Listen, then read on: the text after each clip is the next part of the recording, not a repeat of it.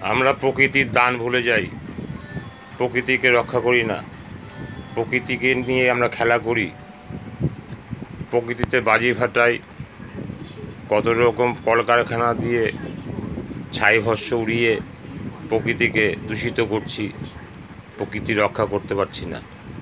একমাত্র মানুষ খতরনাক জীব, মানুষই পারে প্রকৃতিকে রক্ষা করতে। একটা গাছ সে বেইমানি করছে না, সে একটা লঙ্কা গাছ লাগালেও সে গাছটা বড় হচ্ছে, লঙ্কা দিচ্ছে, আম গাছ, কাঁঠাল গাছ। কিন্তু মানুষ বড় হয়েছে, ধাপে ধাপে বড় হচ্ছে, কোদাল দিয়ে কাটছে প্রকৃতিকে, প্লাস্টিকের বোঝা ফেলছে, পুকুর ভরাট করছে, কি না করছে মানুষ, প্রকৃতিকে ক্ষত বিক্ষত করছে। এটা আমাদের কর্তব্য নয়, আমাদের সংশোধন হওয়া কর্তব্য। সংশোধিত হয়ে প্রকৃতিকে রক্ষা করা আমাদের কর্তব্য।